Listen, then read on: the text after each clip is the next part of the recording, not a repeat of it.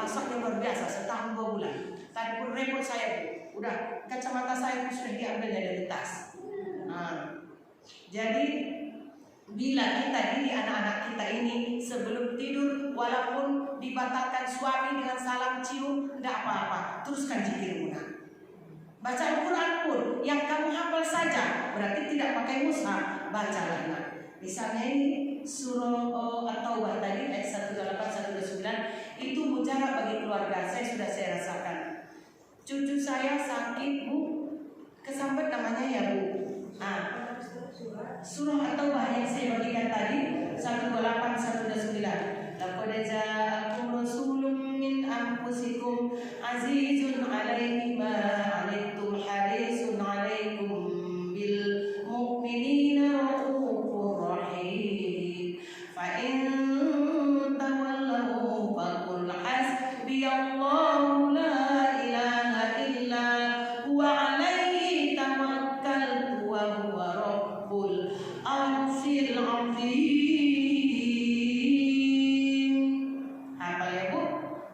Langsung redup matanya, gak melotot lagi ke atas. Itulah saya hembuskan, saya taruh ke ubun-ubunnya, baru saya sapukan dari wajah sampai ke ujung kakinya. Dan makrifat mohon kepada Allah, Allah akan menyembuhkannya dengan memuji nama Rasulullah dan memuji nama Allah. Itu pujian Rasulullah dan pujian kepada Allah itu Bu. Surah At-Taubah, Taubah ya Bu. Alhamdulillah, kita lanjut takbir banyak, berzikir. Usahakan kalau berzikir di bulan-bulan biasa, ini di bulan Zulhijjah banyakkan berzikir Bu. Selanjutnya yang ketiga adalah menunaikan ibadah haji dan umroh. Kita ini nggak ada ibadah haji dan umroh. Kita lagi dalam keadaan ujian, negara kita lagi dalam kesedihan. Ya Bu, kita tidak bisa bicara, jangan dipakai, pulangkan itu. Kami mau berangkat haji, kita nggak berdaya. Kita harus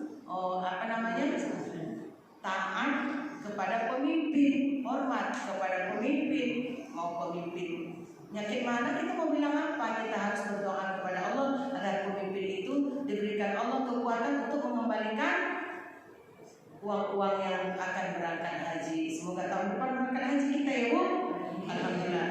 Saya pun sudah daftar, sudah 12 tahun, tapi agak lama karena mungkin untuk membadalkan ayah saya. Ayah saya belum sempat haji Bu, sudah meninggal dunia karena menyekolahkan anak 7, bagaimana dari sarjana dan pegawai negeri dulu ya Bu, sehingga dia tidak ada kekuasaan uang untuk itu. Padahal berniat Bu.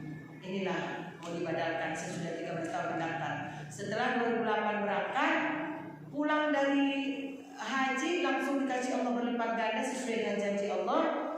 Langsung daftar mama mertua dan mama saya berangkat 2014. Jadi sama-sama itu saya daftar, tapi karena saya sudah mau yang kedua kali agak dilambatkan karena orang yang belum pernah cepat diberangkatkan, apalagi usia 70 tahun. Daftarlah pasti 3 bulan atau 1 tahun terus dipanggil karena sudah usia 70 tahun itu diprioritaskan.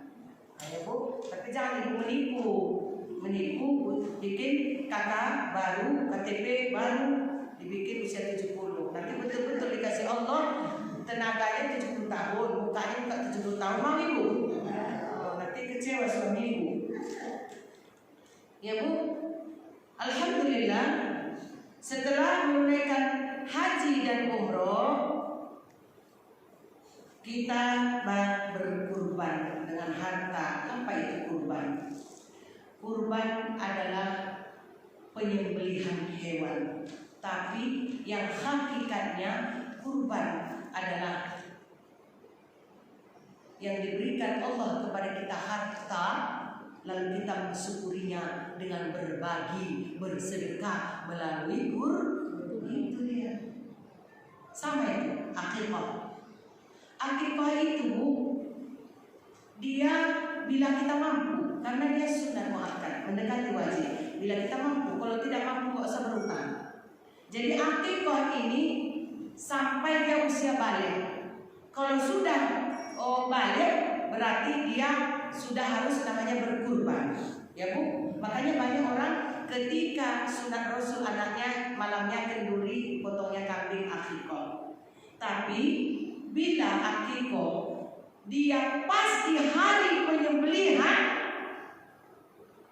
ini kan akikoh ini sunnah hari ke-7, sunnah hari ke-14, sunnah hari ke-21 sampai dia balik. Mamanya pas ada uang hari ke-21 atau hari ke-14, pas pula hari ke-14 setelah kelahiran, pas pula di hari ke-14 itu adalah hari berkurban. Makanya dia bukan akikoh namanya, tapi dia berkurban. Pahalanya sama di mata Allah. Namanya ini sudah hari berkurban, hari raya Idul Adha. Tapi kalau di luar hari raya hari kurban, ya Bu, sebelum hari raya Idul Adha, dia tetap namanya akikoh. Itu dia ingat ya Bu. Bolehkah berkurbannya orang yang sudah meninggal? Nama kita yang berkurban, tapi pahalanya kita lihat kan untuk ayah kita yang telah tiada sebagai balas budi, karena kita telah dibesarkan, dibiayai hidup kita hingga kita menjadi manusia yang berguna. Setuju Ibu? Setuju. Ini janganlah berubah. Kalau sudah Ibu pernah 1 kali 2 kali Ibu berkurban, maka alihkanlah ini kepada ayah kita, ibu kita. Kalau sudah ayah ibu kita berkurban, kakek nenek yang membesarkan ayah ibu kita atau mertua kita, jangan pelit. Karena mertua kita nggak open. Mertua kita itu bagaimana perasaannya? Sudah dilahirkannya anaknya, sudah dicintainya kita, uang sudah berbagi. Jangan kita lupa membagikannya juga ya Bu. Walaupun sudah tiada, walaupun pahalanya, walaupun atas nama kita, tapi niatkanlah pahalanya untuk ayah kita yang telah tiada. Yang kelima adalah amalan-amalan yang dikerjakan, yang dianjurkan di bulan Dzulhijjah itu adalah bertaubat. Bagaimana bertaubat? Berubah, berwasilah. Yang tadinya kita hanya habis maghrib kita sholat sunnah aja, ini sholat sunnah awabin, tambahlah, namanya juga bertaubat. Ya Bu, apa itu sholat sunnah awabin? Setelah sholat maghrib, sholat sunnah, mendapatkan isya, kita namanya sholat sunnah awabin. Sholat sunnah awabin itu 2 rakaat, dianya usul di sunnah awabin rakaataini lillahi ta'ala. Rakaat pertama membaca surah Al-Fatihah, lalu qul huwallahu ahad, lalu qul a'udzu birabbil falaq, lalu qul a'udzu birabbin nas. Tapi lebih baiklah dibaca qul huwallahu ahad, yaitu 6 kali, Al-Falaq 1 kali, An-Nas 1 kali. Ruku, sujud, berdiri lagi, kembali membaca surah Al-Fatihah, Al-Ikhlas 6 kali, Al-Falaq 1 kali, An-Nas 1 kali, ruku, sujud dan salam. Baru tidak lama pun azan bergema memanggil kita. Kita masih dalam keadaan berwudu dan baru selesai sholat. Lalu teruslah laksanakan sholat Isya. Habis sholat Isya, bolehkah saya dulu qobliyah 4 rakaat? Silakan. Bolehkah saya setelah Isya ba'diyahnya 4 rakaat? Silakan. Karena sholat sunnah rawatib itu adalah sholat sunnah yang membuatkan sholat kita yang dulu lemah. Kenapa lemah? Ketika takbiratul ihram kita pun menghayal, Allah, sengaja aku sholat maghrib 3 rakaat, tapi tak mana-mana yang pikiran. Bukan di situ. Itu sudah salah. Adab sholat itu punya rukun. Kita berdiri tegak, menghadap kiblat, tegak dulu berdiri, baru pasang niat. Setelah kita pasang niat, itulah dia niatnya usolli fardhol maghribi salasa rakaatin adaan atau mustaqbilan kiblati adaan lillahi ta'ala. Kalau kita sendiri, kalau kita di masjid makmuman mustaqbilan kiblati makmuman lillahi ta'ala. Apabila kita dalam sholat, pas ketika Allah, hanya ada Allah yang hadir di hati kita, hanya kita ada antara kita dan Allah. Hadirkanlah di situ ketika takbir, arti Allahu Akbar, Allah Maha Besar. Maka hanya ini Allah yang hadir. Jangan lagi pikirkan Allah sengaja aku. Jangan lagi, hanya ada takbir. Hadir Hadirkan Allah, Allahu Akbar. Ini udah belajar masuk ke tasawuf ini, ya Bu. Jangan niat kita baca ketika kita mengangkat tangan. Itu ada dalam sholat. Rukun sholat, kalau sudah yang namanya, yang pertama sekali berdiri tegak, yang kedua membaca niat, yang pertama, yang kedua berdiri tegak, yang ketiga takbiratul ihram. Setelah takbiratul ihram baru membaca Al-Fatihah. Itu harus memang betul-betul kita kerjakan. Jadi kalau takbiratul ihram kita di situ kita membacanya, berarti udah salah rukun sholat ini. Jangan kita main-main. Kalau sudah yang namanya setelah membaca niat tadi sholat apa yang mau kita laksanakan, baru kan takbiratul ihram. Allahu Akbar, Allahu Akbar. Di mana tumakninahnya? Sementara tumakninah rukun sah sholat.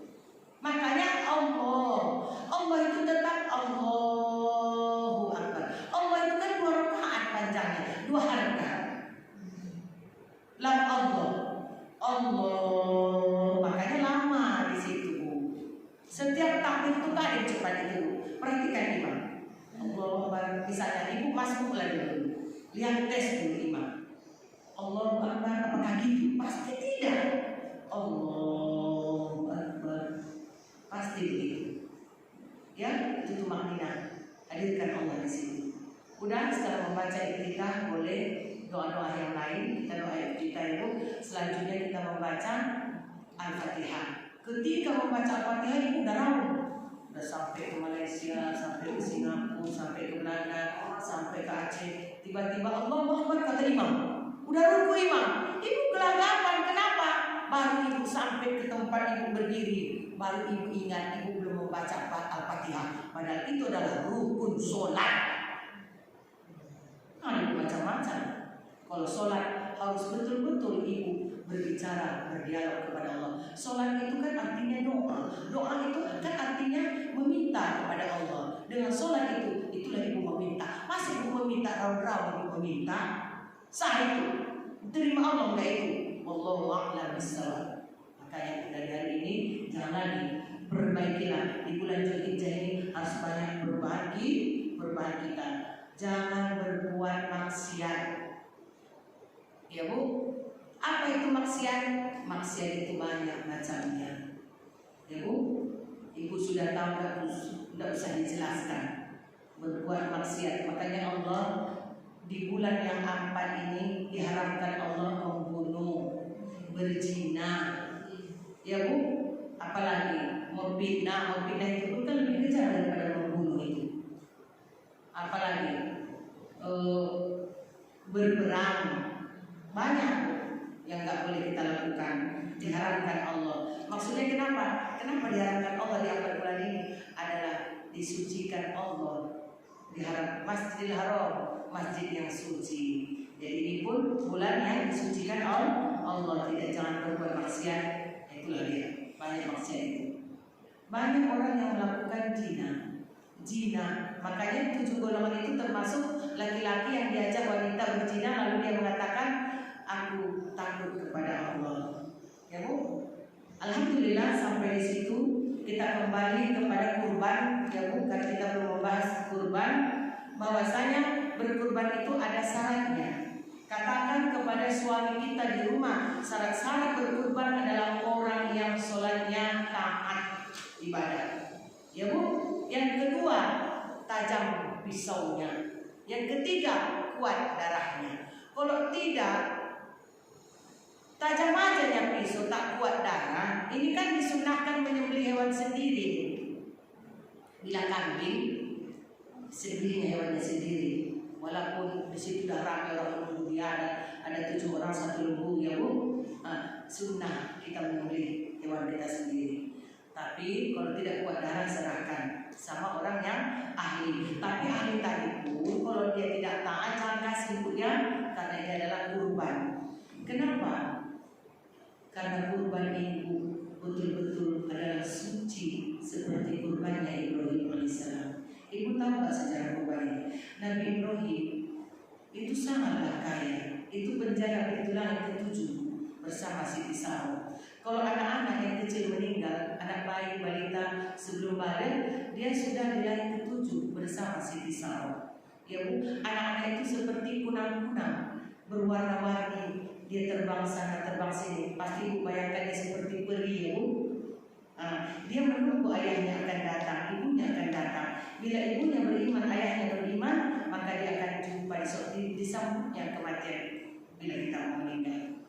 Makanya Bu, kuat kali Ibrahim ini bersedekah, ratusan ekor unta. Wahai penghuni langit, sudah mengenal Ibrahim kuat bersedekah. Penghuni langit para malaikat Allah, penghuni bumi para nabi dan rasul, kuat kali Ibrahim ini bersedekah sampai semua orang tahu apa kata Ibrahim. Jangankan dulu hartaku yang aku kurbankan kepada Allah, aku sedekahkan kepada Allah, aku kurbankan kepada Allah. Apabila anakku pun bila diperintahkan Allah, aku akan kurbankan. Makanya tidak lama dia punya putra yang namanya Ismail. Itulah turunlah ayat untuk kurban untuk Ismail. Lalu didatanginya lagi ke kota Makkah, dijumpainya lah anaknya Ismail telah besar. Lalu diajaknya berbicara, lalu dibawanya ke gunung. Itulah dia sejarah kurban itu. Tapi apa kata ketaatan Ismail? Wahai ayahku, tajamkan pisau agar aku tidak merasakan sakit. Berarti orang yang berkurban jangan tajam pisaunya. Jadi ibu hati-hati. Kalau ibu, suami ibu penyembelih kurban nanti, pedang ibu yang dibawa kolong jangan lagi pakai memotong untuk bumbu. Tumpul dia Bu. Iya, Tesla. Nggak bisa itu, jangan pakai. Dia khusus memotong kurban. Jangan tuh, ibu potong sama bawang. Karena mau bikin lontong ini, semua raya. Aku sebapak nak, rene nak. Potong sapi kan tajam betul karena tiba besok kecewa bapak. Ya kan, jangan ya Bu, karena tidak boleh menyiksa hewan. Dan hewan itu pun harus menghadap kiblat. Dan kita pun harus menghadap kiblat. Berarti wajah hewan menghadap kiblat sebelah kanan kita. Sebelah kiri lambung kita hewan tadi itu. Dan sebelah kanan kita kepalanya menghadap kiblat. Lalu Bismillah, Allahu Akbar. Ini dari bawah ke atas loh. Tidak boleh dipatahkan sebelum dia mati dulu baru dipenggal antara lehernya dengan badannya. Mana tahu mau cepat-cepat ibu masak, ya kan, jangan ada itu, ada hukumnya semuanya Bu. Alhamdulillah, adakah orang yang menyembelih hewan itu lalu karena pisaunya tumpul dan atau tajam pisaunya tidak kuat darah si pemotong tadi, karena dia adalah ustaz yang taat ibadah tapi tak kuat darahnya, ketika dia menunggu kemudian darahnya itu, makanya ditutup pakai daun. Orang pun bertakbir Bu, bertakbir Allahu Akbar, Allahu Akbar. Yang berkurban pun harus bertakbir. Tapi karena kita masih di rumah, lembu kita sudah dipotong untuk 7 orang sudah dipotong, maka bertakbirlah di rumah. Jangan merepek. Ini merepek karena lontong tadi belum siap dimasak. Tidak usah. Ingatlah ibu setelah berkurban, hatinya pun harus berkurban dengan sabar. Jadi ada jamaah saya bertanya Bu, bagaimana kalau kurban tadi karena disembelih wawah itu nggak kuat darahnya, lalu larilah lembu tadi katanya sah kurban sah karena sudah berniat. Orang yang mencurinya diniatkannya, kalau belum dilaksanakannya belum dicatat malaikat adil. Tapi kalau lagi berniat kita sudah dicatatnya, ini misalnya, saya nanti maulah mengantarkan makanan ini tempat nenek Uliana, nenek itu sudah tua, anaknya jauh, udah dicatat Bu. Padahal ibu lupa mengantarnya, udah dicatat ya Bu. Makanya kebaikan-kebaikan itu selalu berniat, tapi jangan pernah dilupakan. Ya, alhamdulillah. Kesimpulan daripada bulan Dzulhijjah ini, berubahlah kita lebih dekat kepada Allah, karena di bulan Dzulhijjah itu adalah bulan yang istimewa. Di antara 4 bulan ini pun masih dipilih Allah bulan Dzulhijjah, karena di situ adalah rumahnya Allah, Baitullah, ya Bu ya. Di situ orang berhaji, di situ orang berkorban, di situ orang banyak melakukan kebaikan. Ya Bu, sodako yang terus menerus.